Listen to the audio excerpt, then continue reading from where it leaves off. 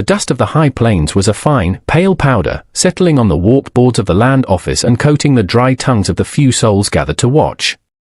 The air shimmered with a heat that promised no rain. Inside the stifling room, the mood was cold.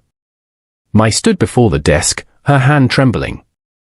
The man beside her, Horace Barlow, was rumored to be 40, or perhaps 50. He was a man of property, a widower twice over, with a ranch that spread across 3 counties and a silence that was heavier than any shout.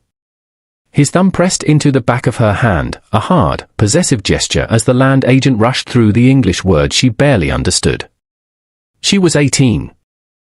A world away from the green hills of her homeland, sold by her father to this coarse American to cover a debt that had shamed their family name in this new country. This signing was the only thing that would save him. This, and the heavy purse Barlow had delivered to the Chinatown merchant 2 nights before. "Do you take this, man?" the agent grunted, not looking at her. She felt the pressure of Barlow's gaze, hot and heavy as the drought-stricken air. She smelled the whiskey on his breath, a sour note beneath the sweat and dust. She wanted to choke. She wanted to run, but she remembered her father's desperate, pleading eyes. The words were a whisper, a language not her own, stolen by the dry air. "I do." It was enough. Barlow's grip tightened, bruising her fingers as he slid a thick gold band onto her hand. It was too large. It felt like a shackle. The walk to Barlow's ranch house, which sat on the edge of the parched town, was a blur. He made her walk beside him, his hand clamped on her upper arm. The red silk dress she wore, her only finery, was already stained with the pale orange dust. Townsfolk watched from their porches, their faces blank, offering no comfort. She was property now, moving from one owner to the next. The house was large, dark, and smelled of stale tobacco and old grief. A lone servant girl, eyes downcast, scurried away as they entered. Upstairs, Barlow grunted, shoving her toward the staircase. She climbed, each step a hammer blow against her heart. He called it the bridal suite, the room where his other wives had slept. It was lit by a single candle, casting long, monstrous shadows. The room was clean, but stark, a heavy bed frame, a wash basin, a tall wardrobe. Barlow followed her in and shut the door. The sound of the lock clicking into place made her flinch. He walked to the wash basin, poured a glass of whiskey from a decanter, and drank it in one swallow. He poured another. Mai stood by the door, her hands clutched so tightly her nails bit into her palms. She knew her duty, but her body was rigid with a terror that went beyond mere maidenly nerves. This was the cold, hard premonition of violation. Barlow turned, wiping his mouth with the back of his hand. His eyes raked over her. "Take it off." Her fingers, numb and clumsy, fumbled with the intricate silk knots on her dress. "Slow," he growled, sitting on the edge of the bed. "I want to watch." She turned her back to him, a small, useless gesture of modesty. As she worked the knots, her eyes scanned the room, desperate. Then she saw it. Hanging from a peg on the wall was a thick leather belt. It was not for holding up trousers. It was heavy, dark, and oiled, coiled like a snake in the dim light. Her breath hitched. Her gaze darted to the nightstand beside the bed. The drawer was slightly open. Something inside glinted. Metal. She nudged the drawer with her hip. A pair of metal handcuffs lay inside. A cold, sharp scream tried to claw its way up her throat, but she swallowed it down. This was not a bridal suite. This was a slaughterhouse. The belt, the metal, the memory of his other wives, both dead, both young. "I said, take it off," Barlow repeated, his voice dropping as he stood. Fear, raw and absolute, flooded her system, drowning out duty, drowning out everything but the primal urge to live. He reached for her. She bolted. She wrenched the door handle, forgetting the lock, then saw the window. It faced the back of the house, toward the dark, rising canyons. She grabbed the heavy water pitcher from the wash basin and threw it. It missed him, shattering against the wall, but it gave her a second. She grabbed a wooden chair and rammed it through the thin glass. "You bitch," he roared, lunging. She scrambled through the broken frame, not feeling the glass that tore at her dress and sliced her arms. She landed hard on the dusty earth of a dead flower bed. She heard him crashing around the room, roaring her name. She got to her feet and ran. Barefoot in her torn red dress, she ran from the house, past the silent barn, and into the scrub brush that marked the beginning of the wilderness. Behind her, she heard shouting, "Get the horses! Find her! She's mine!" Dogs began to bark. Mai plunged into the darkness, the red silk a beacon in the moonlight. She tore at the skirt, ripping the fabric away so she could move. She stumbled over rocks, her bare feet splitting open on the sharp shale. She could hear the horses now, the thud of hooves. She scrambled up a rocky incline and slipped, tumbling down into a dry wash. She lay there, gasping, tasting the salt of her own tears and the copper of her blood. The moon slid behind a cloud, plunging the canyon into darkness. The sounds of the chase seemed to move past her. She crawled into a thicket of mesquite, pulling her torn dress around her. She waited, every muscle screaming, until the sounds faded. Silence descended. She could not stay. They would find her at dawn. She forced herself to move, deeper into the wilderness, toward the high, cold ridges. The air grew thinner. She walked for hours, until she reached a high, windswept ridge and could climb no more.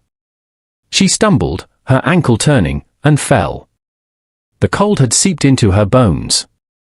She curled into a ball on the frozen ground, the shredded red silk a mockery of the life she'd fled. She closed her eyes. John hated towns.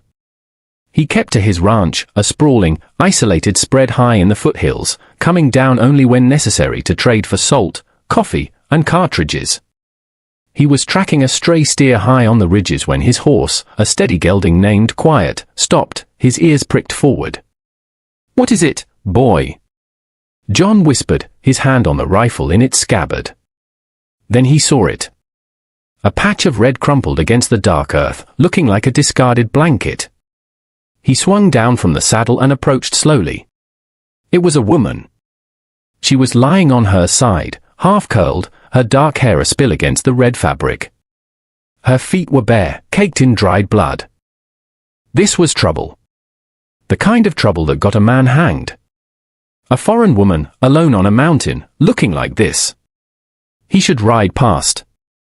He had spent years learning to avoid society, and this was society at its worst, crawling up his mountain to die. He took a step back. The woman let out a low, broken moan. He swore, loud and sharp. He could not leave her. He knelt beside her. He touched her neck.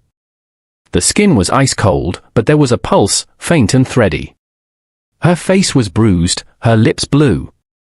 He slid his arms under her and lifted. She was light as a bundle of dry sticks. He settled her across his lap in the saddle, her head lolling against his chest. Beneath the cold skin, a fever was raging. He urged Quiet back to his ranch house, a one-room cabin built of solid pine, tight against a rock face. He kicked the door open and carried her inside, laying her gently on the narrow cot. He got a fire going in the stone fireplace and lit an oil lamp. In the flickering light, he got his first good look at her. She was young, her face covered in dirt and streaked with dried tears. Her hands were torn up, her feet a bloody mess. He warmed water and tore a strip from a clean shirt. As the warm water touched her skin, she began to shiver violently. Her eyes fluttered open, wide, dark, and full of terror. "No," she whispered in broken English. "Please, don't." "You're safe," John said gruffly. "Just cleaning you up." She thrashed, trying to pull away. "Belt, he's coming." John frowned, putting a hand on her shoulder. "There's no one here." "Just me." Her eyes finally landed on his face. The terror receded, replaced by a profound, fever-bright confusion. She looked at the rough-hewn beams of the ceiling, at the fire, and then back at him. "Where?" "My ranch." "High country," he said. Now hold still. He finished cleaning and salving her feet, then wrapped them in clean rags. He tended the gashes on her arms. He held a cup of lukewarm water to her lips, and she took 2 small sips before her eyes closed again. He took his heaviest wool blanket and laid it over her. He sat in the cabin's only other chair and began cleaning his rifle. He did not sleep. He watched her, and he watched the fire. I woke to the smell of coffee and wood smoke. Her body ached. Her feet were on fire. She was in a small, dark room, buried under heavy blankets. A man sat at a small table, his back to her, sharpening a knife. The memories came back in a rush, the signing, the belt, the window, the chase, the cold. The man turned. He was not Barlow. He was tall, with broad shoulders that filled out his flannel shirt. His hair was dark and long, tied back at the nape of his neck. He had a rough, wild beard. His face was all harsh angles, weathered by wind and sun. He looked at her, his eyes a pale, clear grey. They held no welcome, they just looked. "You're awake," he said. His voice was low and rough, like stones rubbing together. I shrank back. "Who? Where am I?" "Name's John. This is my place." "You're on Bear Ridge," he gestured to a tin mug of broth on the hearth. "Drink that. You've been out for 2 days. Fever's mostly broke." "Trapped." The word echoed in her mind. She had run from one trap only to land in another. She looked at him, truly looked at him. He was big, stronger than Barlow, and they were alone. "What do you want?" she asked, her voice trembling. He went back to his knife, the rhythmic sheeing of stone on steel filling the cabin. "Right now, I want this blade sharp enough to skin a rabbit. After that, I'll likely want to eat the rabbit." His answer confused her. He didn't sound angry or lecherous. He just sounded practical. "You found me," she said. Nia froze. "Lucky for you."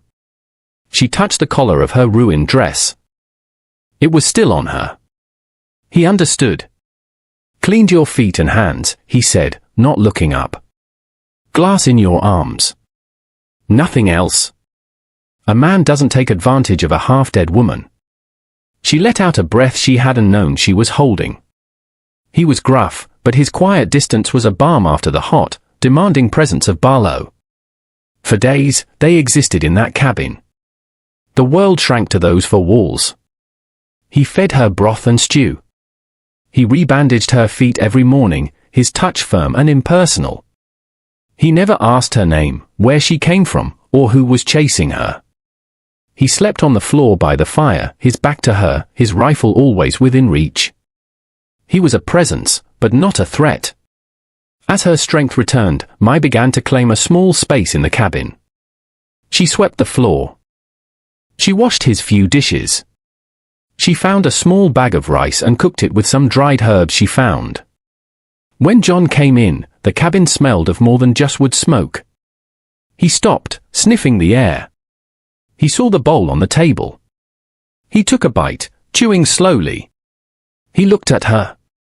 It's good she felt a flush of pleasure all out of proportion to the compliment. One night, as she stirred a thin stew, he broke the quiet. "Soon as the pass is clear, I'll ride you back to town." The spoon clattered from her fingers. Town. Back. She saw Barlow's house. She saw the coiled belt. No, the word was a choked whisper. John stopped his work. "No," she said, louder. "I won't go back. You can't make me." He stood up slowly. "You're from town. You can't stay here. This is no place for you. I'm not a man who keeps women." The panic was a living thing in her throat. She had to make him understand. "He'll kill me," she whispered. John frowned. "Who?" "Barlow. Horace Barlow." The name felt like ash in her mouth. "He is my husband." The lie came easily, a shield. A runaway wife was a criminal. A man harboring one was too. He is cruel. He beat me. That night, he tried. I ran. If you take me back, he will find me. Please, the terror in her eyes was real, and it was that terror he seemed to believe. John watched her. He knew the name Horace Barlow. Everyone in the territory knew it. A man who owned half the valley and had a reputation for breaking things, horses, men, and, it was rumored, his first 2 wives. He looked at her, this small, desperate thing in his oversized shirt. He turned back to his rifle. Barlow, he said, the name a hard rock in the air. I know the name. He didn't call her a liar. He just gave one sharp nod. Eat your stew. It was a truce. He would not take her back. Not yet. The lie and his silent acceptance of it changed the air in the cabin. They were no longer rescuer and victim. They were 2 people in a box. They began to talk, not about the past, but about small, safe things. He taught her the English names for the birds. She taught him a few words in her own tongue. She watched his hands, large, calloused, but surprisingly gentle as he mended a leather harness. One night, the cabin was thick with steam from a bucket of snowmelt he'd heated for a bath. He had given her the cabin, waiting outside in the freezing cold while she washed. Now it was his turn. She was on the cot, pretending to be asleep. She watched through her eyelashes as the firelight played over his scarred back. He moved to the basin on the table, sluicing water over his head and neck. He braced his hands on the edge of the table, his head bowed. She thought he was done, but when he looked up, he was staring at her. It was not a look of lust, not like Barlow. It was something deeper, sharper. It was a look of profound, aching loneliness. He saw her eyes were open and turned away instantly, his shoulders rigid. She did not look away. He revealed his own past one evening, the words pulled from him as if from a deep wound. Years ago, back in Texas, he began, his voice rough. A rich man's wife, she was lonely. Her husband found us talking. Said I touched her. Said I forced her. He spat the words out like poison. I never laid a hand on her. But I was poor. He was rich. The judge called me a danger to women. Branded me. He pushed up his sleeve, revealing the faint, ugly scar of a brand on his forearm. Spent 3 years on a prison farm for a lie. When I got out, I swore, he whispered, his voice cracking, I swore I'd never touch a woman again. Not unless she begged me. So clear that no one, no God, could ever twist it into a lie. The silence in the cabin was absolute. Evelyn looked at this quiet, gentle man who had saved her, this man brutalized by the same world that had sold her. She stood and walked toward him. He tensed, a caged animal. She stopped just out of his reach. You are a very large man, she whispered, her English clumsy, the words tumbling out raw and unfiltered. He flinched. Don't, he said, his voice choked. You don't know what you're saying. I know you are not him, she said, her voice gaining a desperate strength. I know you are gentle. Gentle. He let out a bitter, broken laugh. She stepped closer, placing her trembling hand on his chest. She could feel his heart hammering like a trapped bird. She looked up, meeting his anguished eyes. Then let me beg. He was frozen, his hands balled into fists at his sides. He whispered, and her name sounded like a man breaking. You said, clear, she whispered. She took his fisted hand and slowly uncurled his fingers, placing his palm flat against her cheek. The contact was a thunderclap. He hissed, his entire body going rigid. Is this clear? God help me, he breathed. He didn't kiss her. He didn't grab her. He let her lead him to the cot. She sat, pulling him down beside her. He guided her back against the rough wool blankets, hovering over her, his weight braced on his elbows, his body a shield against the world. If I hurt you, he choked out, you scream. You hit me. You understand. I am not afraid of you, John. His first kiss was on her forehead, a long, reverent press. When his lips finally found hers, it was tentative, a question. She answered by parting her lips. It was clumsy and desperate and achingly tender. It was the first true thing that had ever happened to her. As he moved over her, a sudden awareness of his size, his sheer power, made her gasp. She whispered, her voice trembling with a feeling that was not fear, but awe, "You are bigger than I thought." He froze, his face a mask of panic. "I'm hurting you." "No," she whispered, her hands finding his face, her thumbs stroking his rough cheeks. "No. It is good." Their union was an unmaking, an avalanche of sensation. It was an exorcism of 18 years of being small and silent and powerless. In his arms, in his terrifying, gentle care, she was being unbroken. Their fragile peace was shattered a week later. John rode in hard, his face a mask of cold fury. "Pack," he said, his voice a low, dangerous growl. I went low, toward the valley. Men are asking questions. Asking about a foreign girl who ran from her wedding in a red dress. Barlow's offering a reward. I felt the blood drain from her face. The lie crumbled. "He is not my husband," she whispered. John stopped, his hands full of cartridges. He did not look surprised. He just looked weary. Didn't figure he was. "That was my wedding day," she sobbed. "My father, he sold me. Horace Barlow is my legal husband." The confession hung in the air. With a low, animalistic roar, John swept his arm across the table, sending everything crashing to the floor. He hit the solid log wall with his fist. "A husband," he bit out. "Do you know what this means, my? You're his property. That's what the law says. They won't call what I did rescue. They'll call it kidnapping. They will hang me, my. And they will give you right back to him." "I will go," she cried. "I won't let them hurt you." He crossed the room in a single stride, grabbing her by the shoulders. His grip was hard, desperate. "You will do no such thing. You are not his face was a mask of terrible, protective fury.